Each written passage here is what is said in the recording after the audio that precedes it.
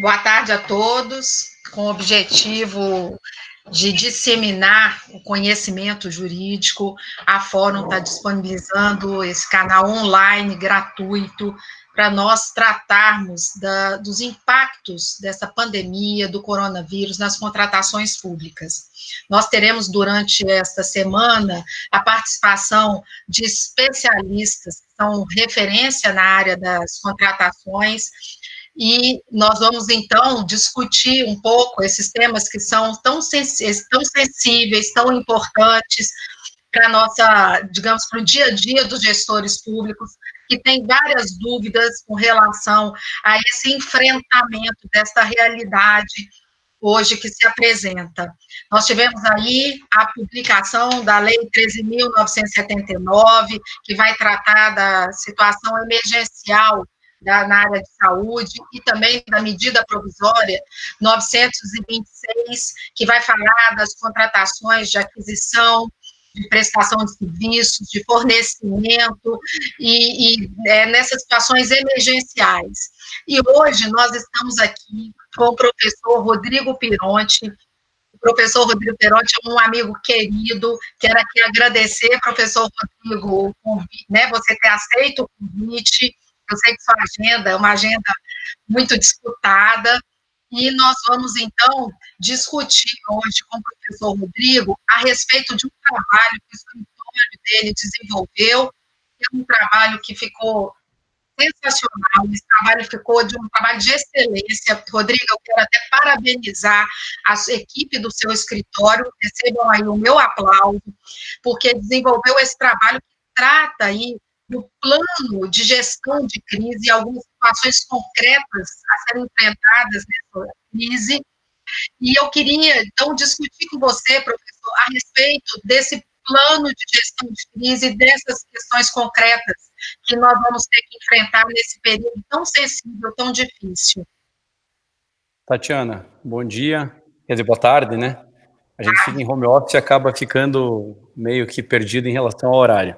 Bom, primeiro agradecer à editora Fórum. Eu estou com um pouco de microfonia, não sei se você está. Eu também estou com microfonia, está me atrapalhando para falar. Não sei se o Marcelo consegue nos ajudar com isso.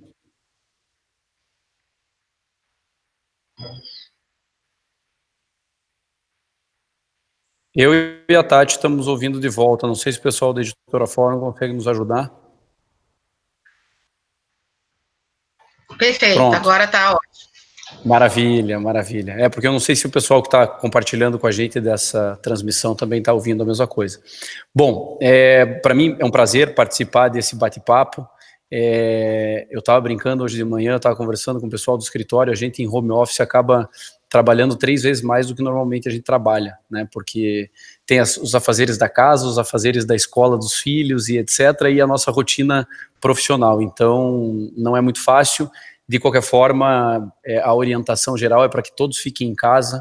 Hoje eu estou aqui da minha casa fazendo essa transmissão, a Tati da dela, o Marcelo que nos apoia da editora Fórum da casa dele, e assim a gente vai até que essa pandemia e essa extraordinariedade que acometeu toda a nossa rotina melhore e a gente possa voltar ao nosso trabalho, à nossa vida social e à comunhão com os outros. Mas vamos lá. Primeiro eu queria agradecer a gentileza da Tati me convidar para esse projeto que ela já desde a semana passada vem projetando e conversando conosco sobre como melhor fazer essas apresentações. Vocês vão ter uma série de pessoas que vão passar por aqui, de profissionais admiráveis, não só da gestão de risco, mas principalmente das contratações públicas, e agradecer o elogio a mim e ao escritório em relação ao material que foi produzido. Eu queria deixar claro que esse material, na verdade, ele faz parte de uma rotina da nossa atuação. E por que essa rotina é importante, né? Porque ela necessariamente demanda uma preocupação com situações que são vinculadas à incerteza.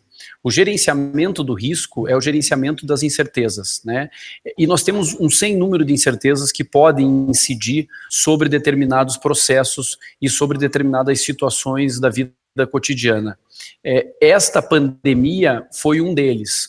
quando este cenário extraordinário se apresentou, eu imediatamente reuni a equipe do escritório e falei, olha, a gente precisa propor, principalmente no âmbito das contratações públicas, porque eu já havia visto várias publicações no sentido de como vão funcionar as relações laborais, como vai funcionar a telemedicina, o teletrabalho, ou seja, como essas condições humanas iam ser organizadas a partir do home office, dessa situação de isolamento social.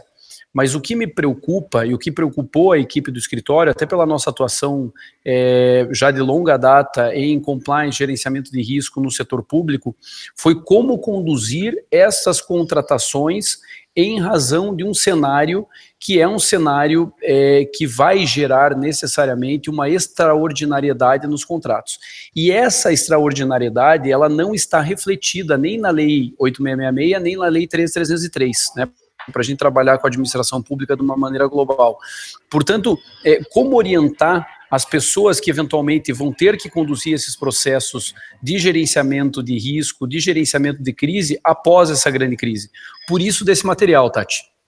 Pois é, o Rodrigo, exatamente. Eu gostei muito do material, porque ele é um material que ele se apresenta prático. Então, você dá digamos assim, um roteiro que deve ser seguido pelos órgãos e entidades públicas.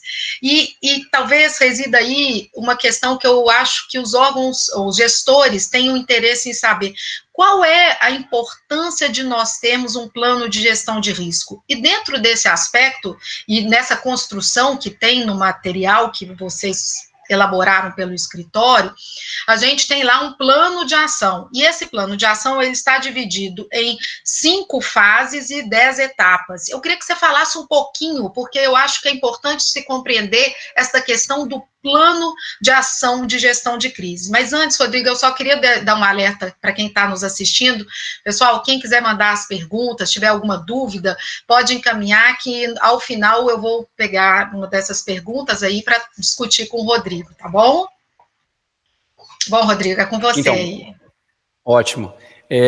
Na verdade, assim, a grande preocupação em qualquer plano de gerenciamento de risco ou de gerenciamento de crise é com o estabelecimento de premissas básicas. O grande problema em uma crise é que ela impacta tão fortemente. Veja que o gerenciamento de crise, eu tenho doutrinado nesse sentido, ou seja, tenho escrito nesse sentido, né?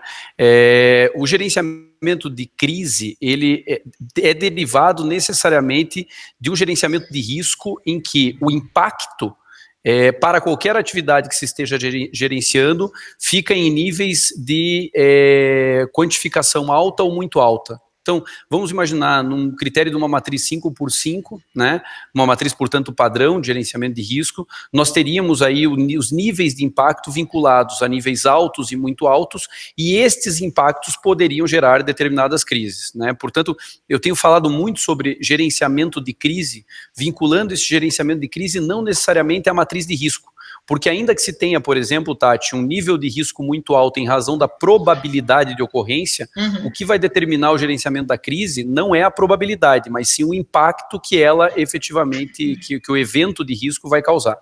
Nesse sentido, a gente não tem dúvida de que essa pandemia gerou um impacto bastante grande em vários setores, principalmente na economia, né?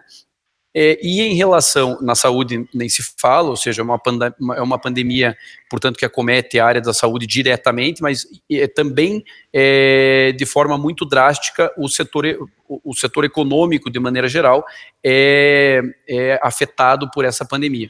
Portanto, em razão dessa afetação, vários são os cenários que vão se colocar.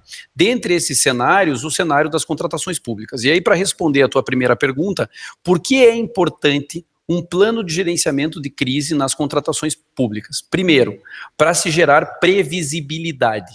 O grande problema numa crise, numa situação extraordinária, é que nós tendemos, o ser humano é assim por natureza, né? Nós tendemos a agir por impulsos. E estes impulsos não necessariamente são impulsos traduzidos em processos. Portanto, é importante se pensar num plano de gerenciamento da crise para que se tenha um desenho de processo adequado para as contratações públicas. É dizer, para que se siga um padrão mínimo mínimo de previsibilidade. Isto é importante tanto para o poder público quanto para os particulares que contratam com o poder público, para se saber efetivamente como se vai conduzir essa crise e quais são efetivamente as etapas que este gerenciamento dos contratos, né, vai ter que perpassar para que haja o adimplemento, para que haja a execução contratual de maneira adequada, para que haja a solução pretendida pela administração pública satisfeita no prazo e no tempo razoavelmente esperado dentro desta crise que foi gerada, ou ainda a manutenção da execução, ainda que de maneira remota. Portanto, todas essas situações, elas são previstas em um plano de gerenciamento de crise.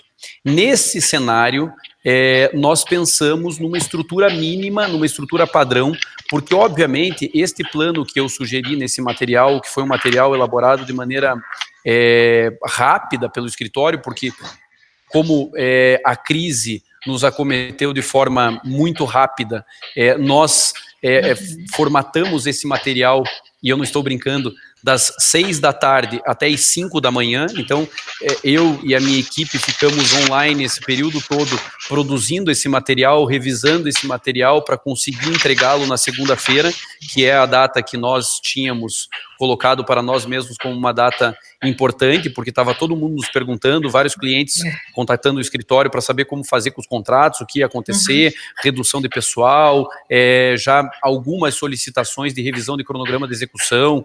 Então, nesse cenário, nós estabelecemos este padrão. Esse padrão, ele pode ser aumentado ou diminuído a depender da estrutura que se esteja conversando. Mas, na minha opinião, esse é o mínimo a ser seguido.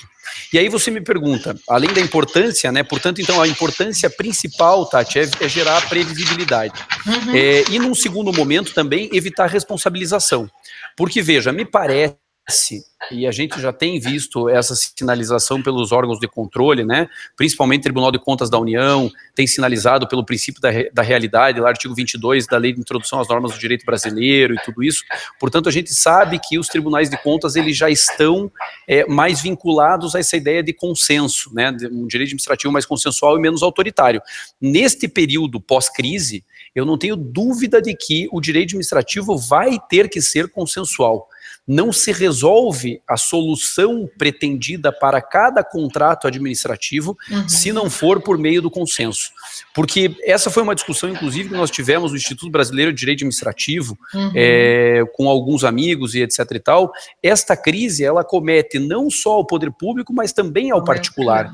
Então, essas situações extraordinárias, onde a teoria da imprevisão resolveria por meio da revisão, né, e que nós alocaríamos o risco da revisão, por exemplo, ao poder público, não necessariamente vai ter que ser assim ou vai ser visualizada desta forma, porque a gente não sabe qual é o nível de acometimento que esta crise teve em relação a cada um dos contratos.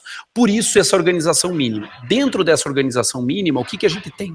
A definição de uma estrutura geral do plano de gestão de crise. Portanto, a primeira fase é você entender o que está acontecendo e qual vai ser o teu escopo de trabalho. Então, nós temos uma crise em razão do coronavírus, não há dúvida em relação a isso. Essa crise gerou uma situação de excepcionalidade.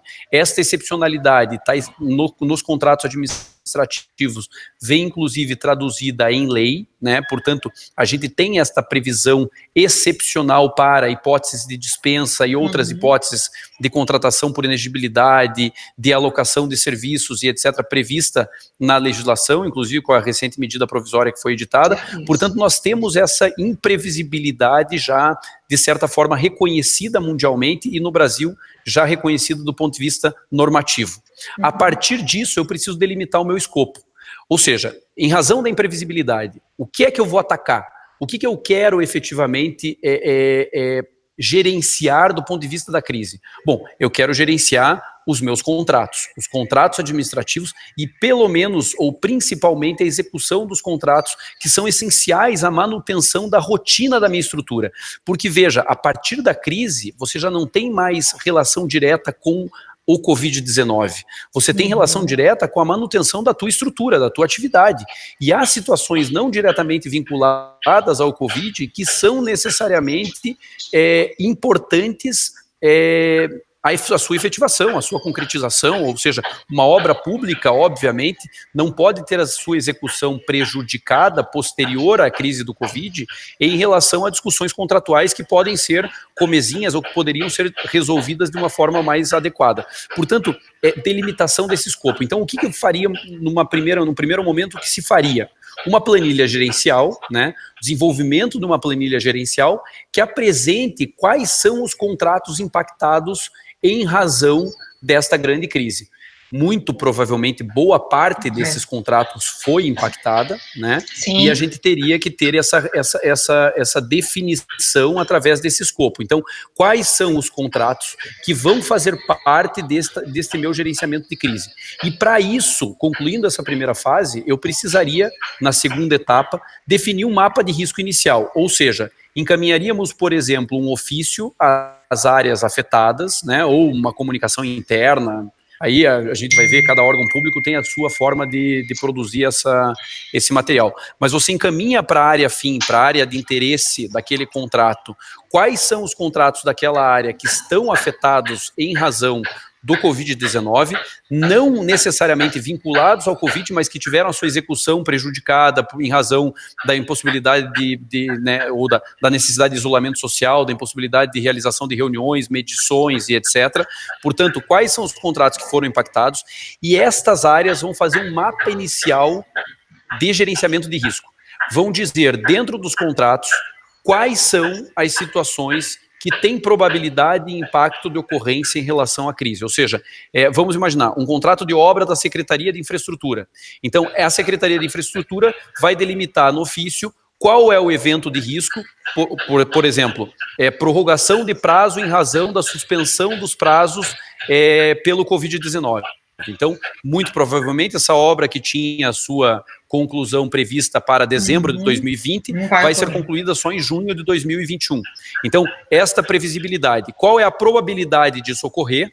Vocês vão, obviamente, conversar lá com os particulares, ver se tem como concluir até dezembro. Se não tiver, qual a probabilidade de eu prorrogar o prazo? Então a probabilidade é alta, né? E qual é o impacto que esta prorrogação vai causar? Vamos imaginar que esta obra seja para a construção de um posto de saúde, né?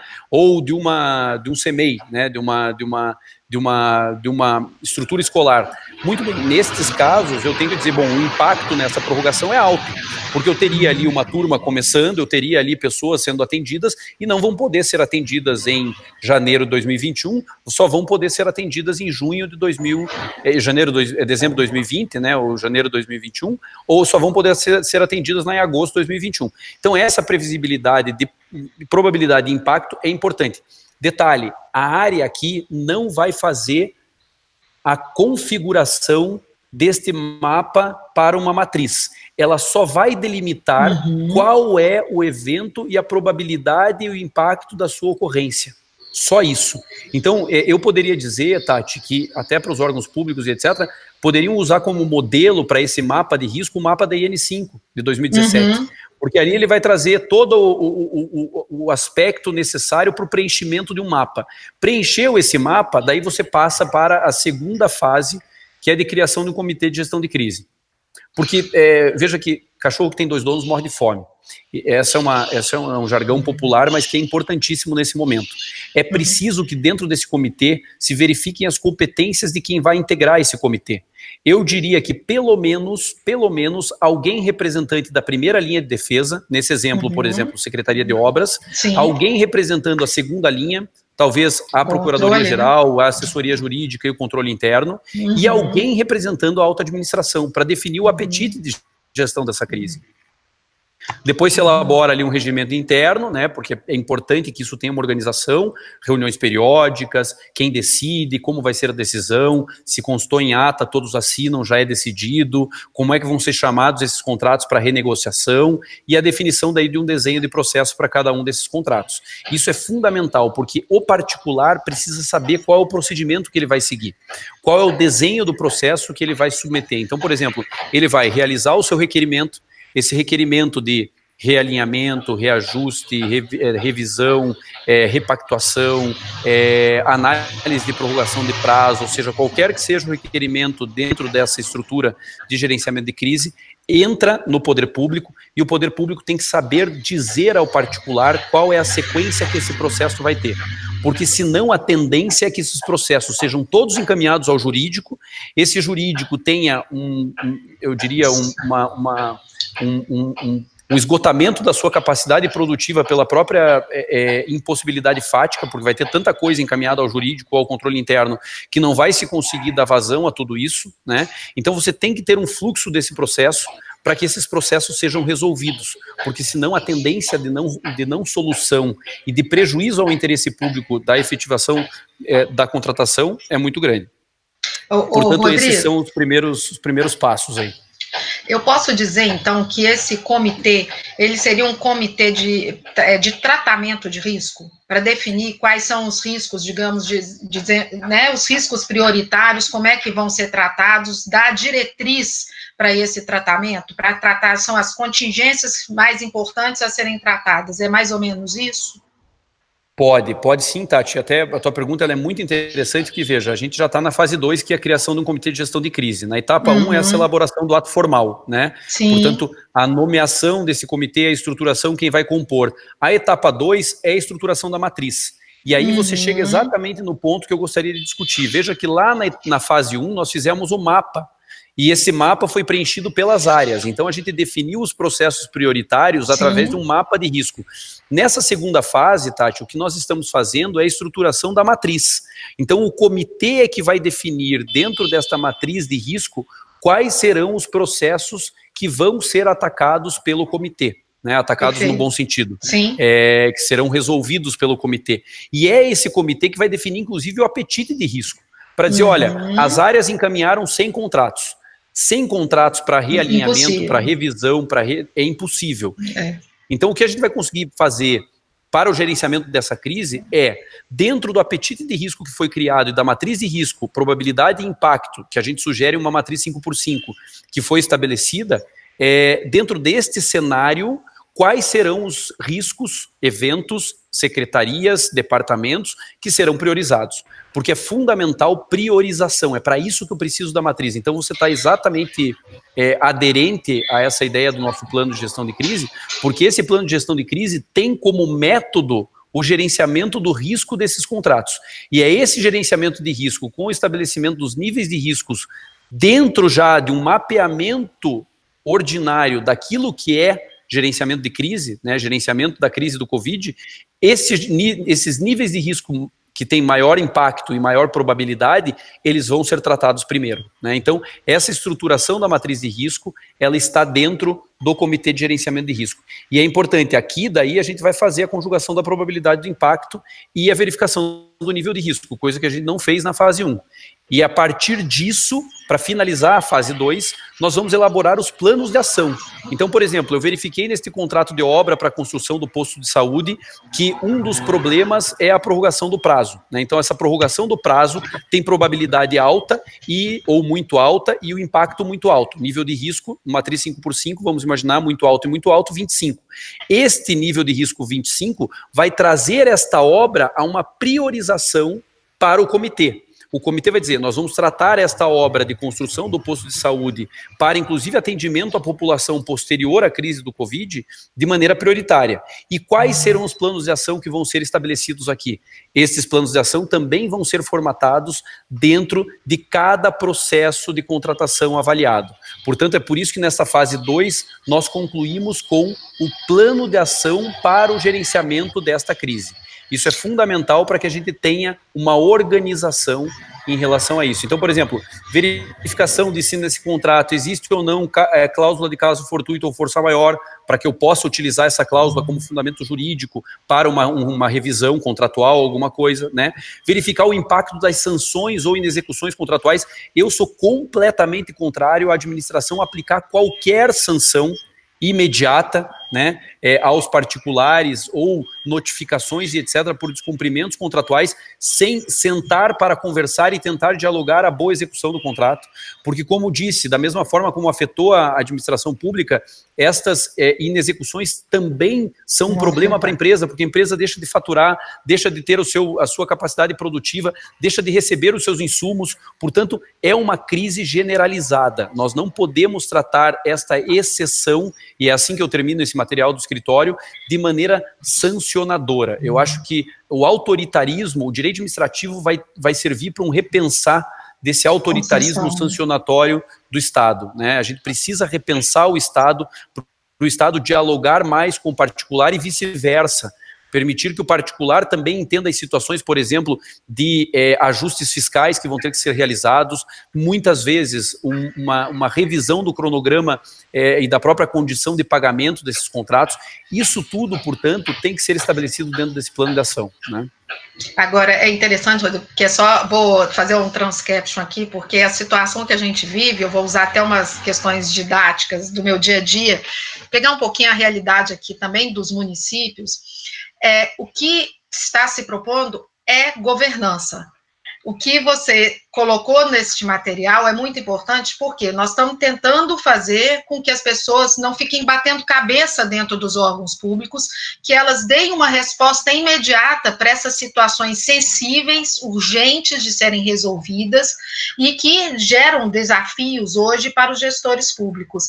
Então, o que vai acontecer? É um comitê que vai receber esse volume aí de informações, como você bem disse, e vai ter que eleger aquelas que são prioritárias, e vai criar o plano de ação para poder, então, digamos assim, atingir aquelas que poderão impactar mais diretamente aquele órgão ou entidade pública.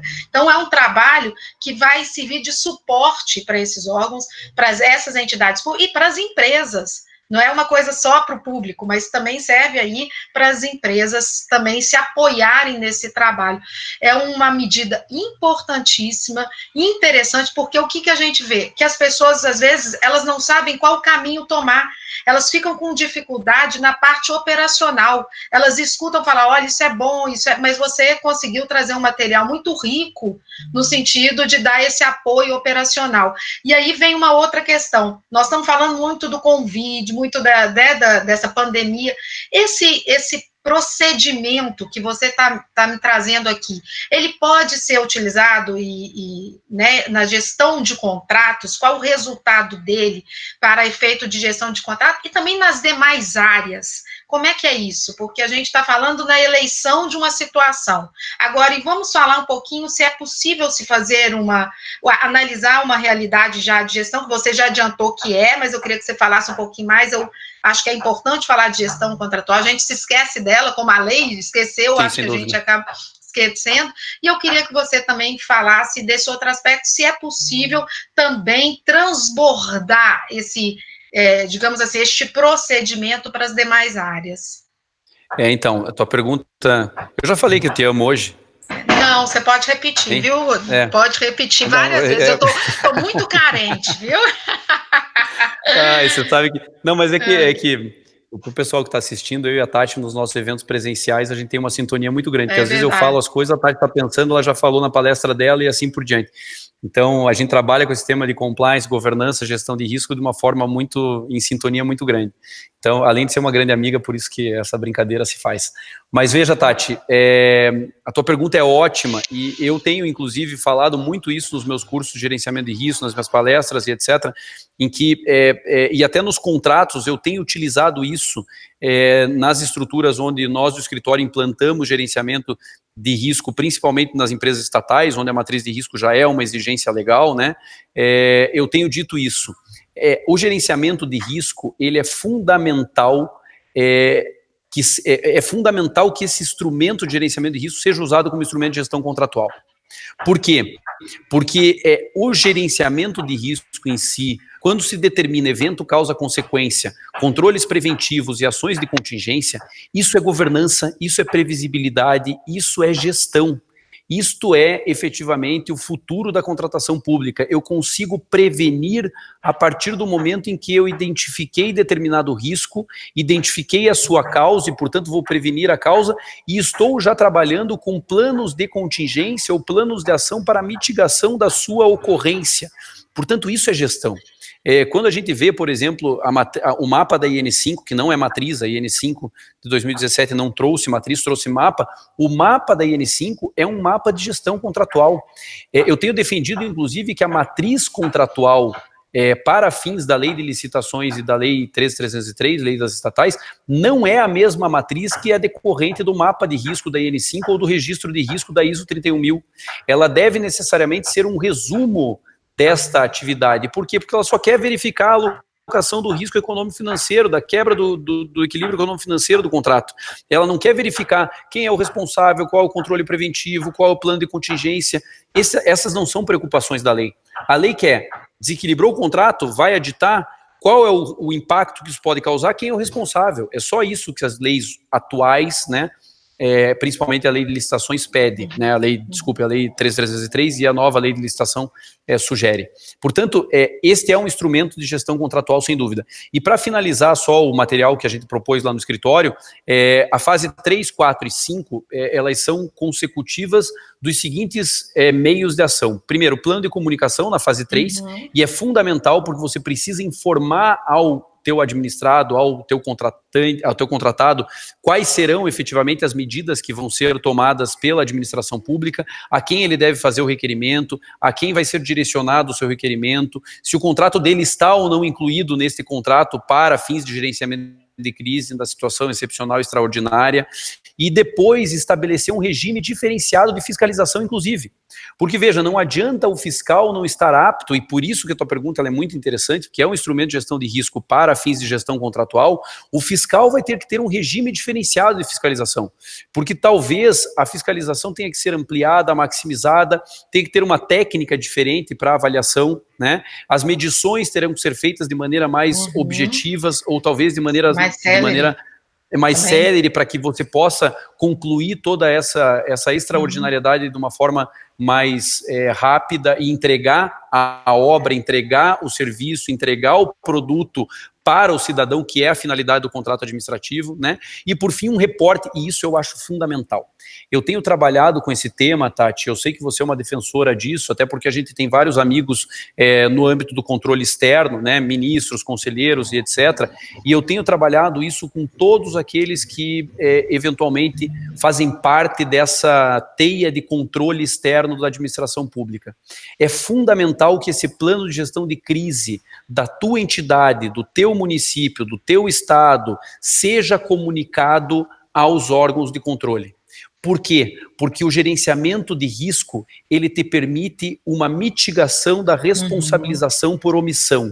Você precisa mostrar para os órgãos de controle que você está numa situação excepcional e que você não está dando desculpa para não atender ao público ou para não realizar determinado procedimento de acordo com exatamente os trâmites legais, que você está dentro da tua realidade, voltando ao artigo 22 da LINDB, conduzindo as contratações públicas posteriores a essa grave crise de maneira organizada. Portanto, para prevenir responsabilidade, é por isso que na fase 5 eu coloquei ali reporte e compartilhamento com os órgãos de controle interno, porque normalmente, você que é experiente nesses planos, você sabe que esse reporte e comunicação, ele é uma retroalimentação da própria matriz de forma interna. Mas a minha sugestão, neste caso de gerenciamento de crise, é que este reporte ocorra também para o órgão de controle externo, para que ele seja colaborador nas atividades de gerenciamento dessa crise, e não sancionador daqui 3 anos, porque não adianta você tomar uma medida com base na crise e daqui 3 anos ser sancionado porque o órgão de controle externo achou que esse gerenciamento foi inadequado. Então eu preciso ter essa organização e essa comunicação para prevenção do gestor. Portanto, esse plano ele termina dessa forma, Tati, e eu acho que ele pode ser utilizado. Foi por isso que eu coloquei esse plano de maneira pública, né? Esse é um work statement básico que a gente trabalha, mas eu coloquei de forma pública para que todos possam se servir desse material e possam utilizar esse gerenciamento de crise nesse momento tão difícil que a gente está atravessando. Perfeito. Ô, Rodrigo, eu estou satisfeitíssima. Achei assim, o trabalho, como eu já disse, é um trabalho de excelência, maravilhoso. Eu li, reli e sei que ele vai ajudar todos os gestores, e é nesse momento tão difícil, tão delicado, com esse cenário que se apresenta. Pois bem, você ainda elucidou esse plano da melhor forma possível, mas algumas questões ficaram aqui que os colegas estão mandando. Se você me permitir de eu fazer essas Claro, eu não consigo ver as perguntas. questões, mas vai ser um grande prazer, lógico. Vamos lá, então. Eu vou começar aqui. O Ronaldo, ele pediu para que você repetisse essa questão da constituição do comitê de risco, a composição ideal. Para ele não ficou muito claro, é só repetir mesmo, que ele não... Ótimo. Ronaldo, né? Isso. Então, veja, Ronaldo, é fundamental que a gente pense o seguinte: esse comitê ele tem que ser interdisciplinar, ele tem que conjugar o maior número de áreas da administração pública para permitir que a decisão sobre o risco seja uma decisão acertada. No gerenciamento de risco, como regra, nós trabalhamos com base no Instituto Internacional de Auditoria, que é o organismo internacional que trabalha com as 3 linhas de defesa. Uhum. No gerenciamento de risco e no comitê de gestão de risco, nós normalmente trabalhamos com 3 importantes inserções, né? Primeira delas, a primeira linha de defesa. Portanto, é importante que você tenha um representante da área fim. Vamos imaginar, eu estou trabalhando com o gerenciamento de gestão da crise de um contrato da área da saúde. Obviamente que uma pessoa que entenda deste contrato, que entenda desta hipótese de contratação, tem que estar presente naquela reunião do comitê.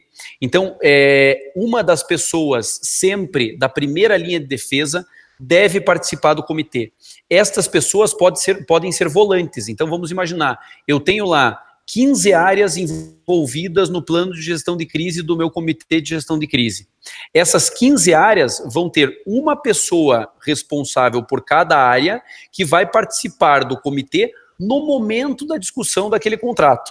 Porque não adianta você colocar, por exemplo, o Rodrigo, que é da segunda linha de defesa Procuradoria Geral, para trabalhar com um contrato da área de obras. Eu não entendo nada de obra, eu tenho que entender como é que você pode resolver aquele contrato, qual é o problema do particular, por que ele vai parar a execução da obra. Num contrato, por exemplo, de vigilância, de terceirização de limpeza, ou qualquer outro contrato de terceirização, quais são as condições para que eu possa executar aquele contrato da melhor maneira possível. Então eu tenho que trazer alguém dessa primeira linha de defesa, que seja uma pessoa que esteja acostumada com este contrato e com o gerenciamento desse contrato. Tem que ter alguém nesse comitê da segunda linha de defesa, né, portanto, ou o responsável pelo jurídico ou o responsável pelo controle interno. Eu sugiro, inclusive, que sejam as 2 pessoas no gerenciamento de crise, porque o controle interno vai determinar os planos de ação preventiva a partir da crise, né, ou pelo menos vai gerenciar o tratamento desse plano de gestão de crise, né? Então é importante que esta segunda linha de defesa se faça presente.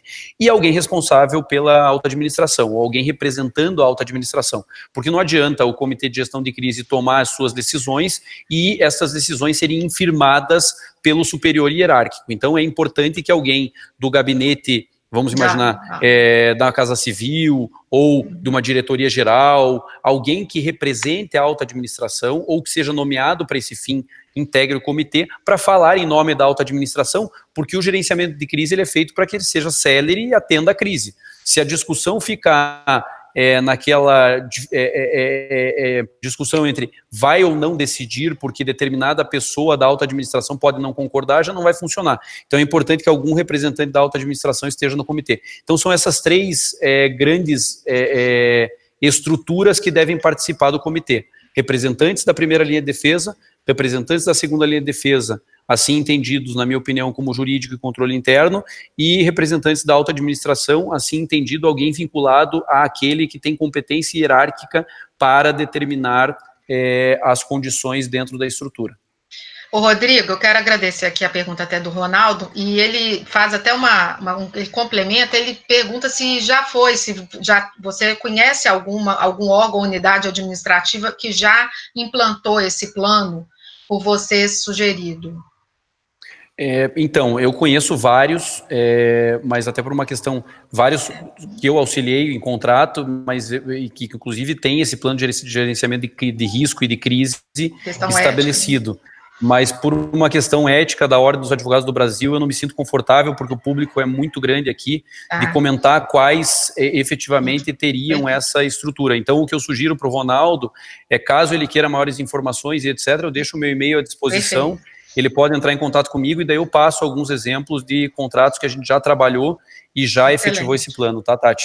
Tá ótimo. E eu tô aqui Desculpe, com mas o é que, Vernilo. infelizmente, Não, a mas OAB é isso nesse mesmo. sentido é muito Com restritiva, certeza. eu prefiro me preservar. Estou fazendo o meu gerenciamento de crise, né? Sim. De risco. Rodrigo, eu estou aqui com uma pergunta do Vernilo.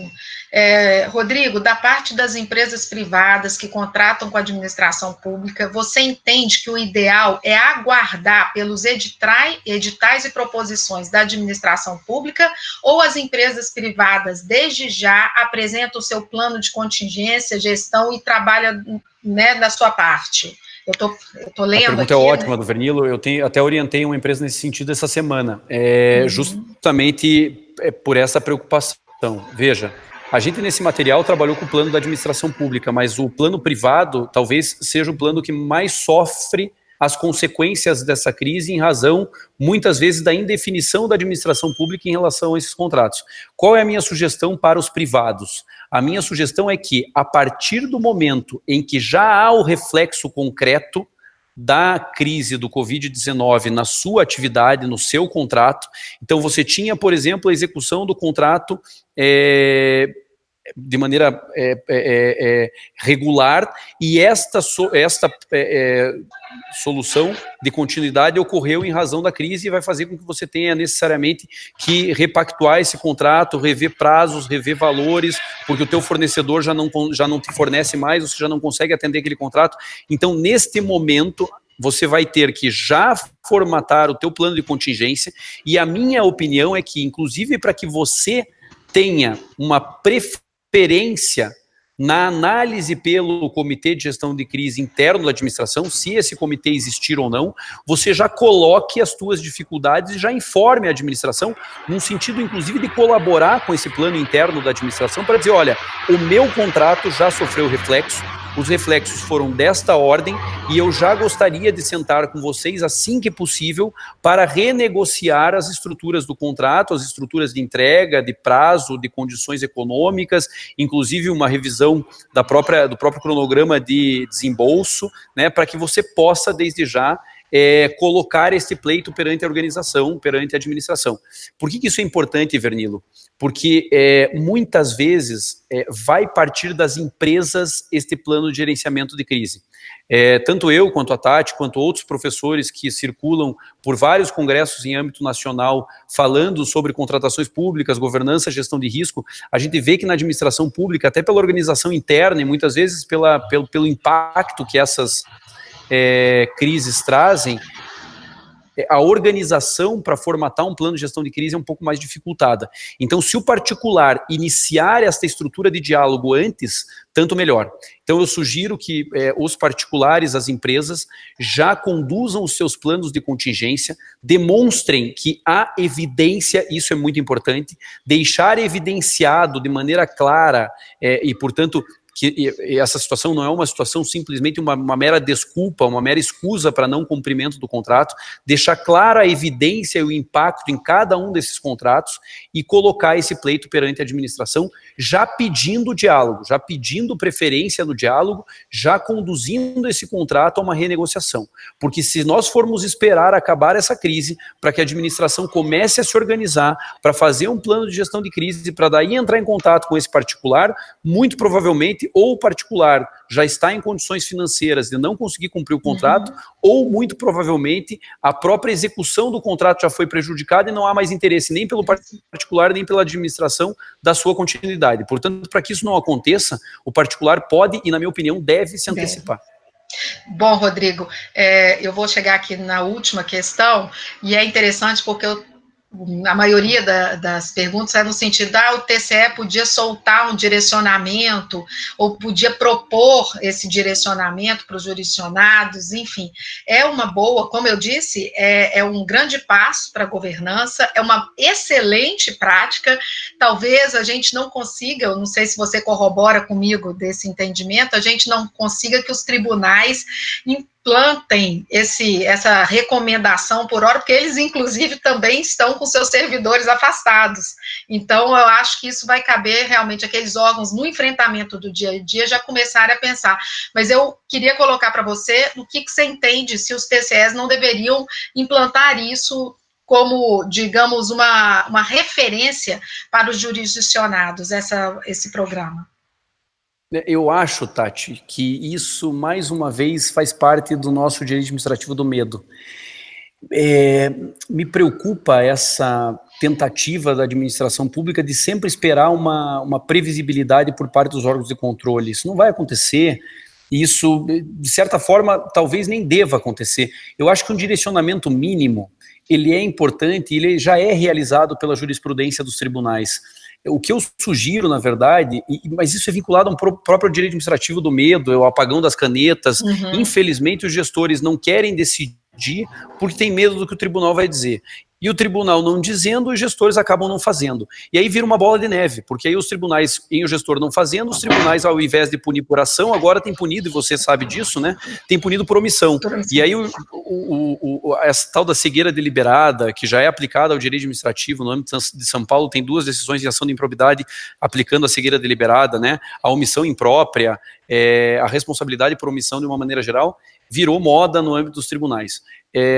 Eu não esperaria os órgãos de controle definirem um plano de gestão de crise, até porque, ou um plano de ação em relação ao Covid, até porque, sinceramente, eu acho que os órgãos de controle não conseguiriam fazer isso de maneira adequada, e não é por ausência de capacidade técnica, pelo contrário, né? Se a gente for pensar no TCU, por exemplo, tem talvez os melhores servidores públicos de contratações públicas do país ali alocados.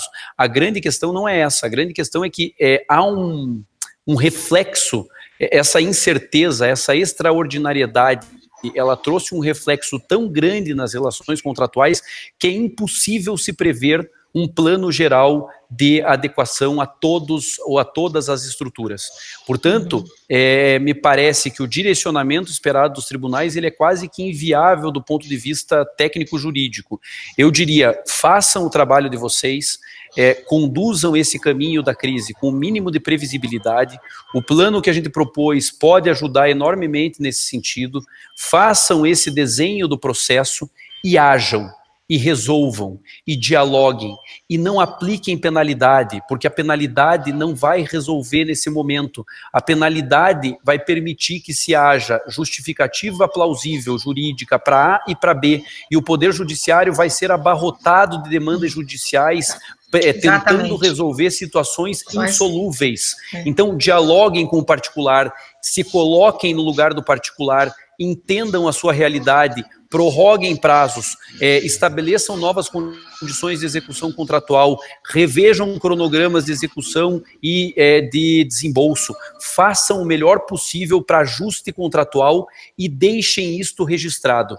Veja, o problema da administração pública não é fazer errado e ser sancionada. O problema da administração pública é deixar de motivar aquilo que se quer fazer. O princípio da motivação é fundamental nesse momento. Vinculado ao princípio da realidade, na minha opinião, nenhum órgão de controle pode punir um gestor que tenha feito um plano de gestão de crise, tenha aplicado esse plano de gestão de crise e tenha dialogado com o particular e revisto um contrato. Por que não pode aplicar essa penalidade, o órgão de controle? Porque da mesma forma como eu sou contra a administração pública aplicar penalidade ao particular pela inexecução parcial, por exemplo, em razão do Covid, eu também sou contra o órgão de controle aplicar penalidade. Por quê? Porque se há previsibilidade e se há condição de solução pacífica da controvérsia, isso está previsto na nossa Constituição, isso é o que se quer no direito brasileiro. Mais moderno, né? Não houve, em hipótese alguma, omissão. Isso é fundamental. Eu gero rastreabilidade da minha decisão. Não há omissão. E se não há omissão, e se há voluntariedade para o bem do interesse público, não pode haver sanção. Se o particular quis agir de maneira correta e obter o melhor resultado possível depois de uma crise dessa, veja o que nós estamos passando, né? Então, nesse cenário, só para acabar, porque senão eu falo demais, nesse cenário, eu diria o seguinte, eu sou advogado, né? E eu tô sem... Veja, eu estou em reunião virtual o dia inteiro, então para mim isso aqui é um negócio. Então, neste cenário de crise, eu diria, faça o seu plano estabeleça o seu plano, execute o seu plano e comunique ao órgão de controle. Ele nunca vai poder te punir por omissão, porque você nunca se omitiu, e por ação, desde que não haja erro crasso nesse plano, vocês não podem ser punidos porque vocês tentaram o bem do interesse público. E afinal de contas, o princípio da realidade está aí para isso. Se o ministro, se o conselheiro achar que vocês estão equivocados, na sustentação oral você diz o seguinte: e o senhor, no meu lugar, faria a mesma coisa? Tem uma decisão, Tati, para encerrar, belíssima, do ministro Benjamin Zindler, de 2018, que não aplica penalidade a uma pregoeira no âmbito do TCU, dizendo o seguinte: o ministro Benjamin diz, se eu estivesse no lugar dessa pregoeira, eu teria feito a mesma coisa. Portanto, como eu posso aplicar penalidade nessa pregoeira, se eu estivesse no lugar dela, a condução seria a mesma. Deixo de aplicar penalidade. É isso que falta aos órgãos de controle. Mas falta aos órgãos de controle porque nós, jurisdicionados, não levamos isso na jurisprudência. Comecem a aplicar o princípio da realidade. Comecem a dizer para o desembargador, para o juiz, para o ministro, para o conselheiro: senta aqui na minha cadeira, vê se é fácil decidir. Nós tivemos um episódio agora, sem nenhum elogio, sem nenhum, ou seja, juízo de valor ou político e etc., mas o ministro da Saúde disse isso para um jornalista que eventualmente intercedeu com ele, né? Disse: escute, não venha me perguntar como é que está sendo feito a compra dos testes. A compra dos testes está sendo feita de acordo com a lei, o TCU está acompanhando, o portal da transparência está acompanhando. Vem aqui sentar no meu lugar e tentar ajudar a população a contrair menos esse vírus. É isso que a gente precisa. Solidariedade, colaboração e não sanção, autoritarismo. O Brasil já está cheio de autoritarismo e a gente já viu, não serve para nada. O Brasil está com o judiciário abarrotado de ações sem solução e muitas obras públicas, muitos serviços públicos, muitos objetos que seriam entregues para a administração que tiveram sua execução concluída por uma situação fática de brigas judiciais que não conduzem a nenhuma solução concreta. Perfeito. Ô, Rodrigo, eu vou finalizar porque nosso tempo já exauriu.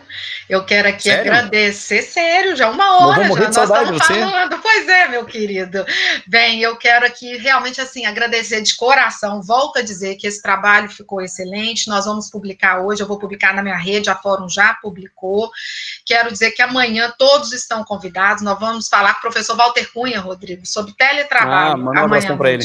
Pois é, e a gente vai então conversar a respeito desse tema que é muito importante, teletrabalho para esse momento principalmente, e eu quero dizer assim, né, não sei, eu acho que você já finalizou, você quer dar uma última palavra? Eu queria dar uma última palavra, só queria dizer para todos: fiquem em casa, se cuidem, e é a melhor coisa que a gente pode fazer, fiquem em casa, leiam, estudem, e vamos proteger a nossa sociedade, porque eu acho que a gente vai sair muito mais fortalecido dessa crise. Pois bem, eu também quero complementar, então. Eu quero desejar a todos que cuidem da sua saúde, como você disse, mas também da saúde espiritual, porque ela é a principal para o enfrentamento nosso dessa crise que se apresenta como uma crise tão difícil. Então, obrigada a todos. Amanhã à noite a gente está de volta com uma entrevista aí com o professor Walter Cunha. Um abraço. Tchau, pessoal. Obrigado. Tchau.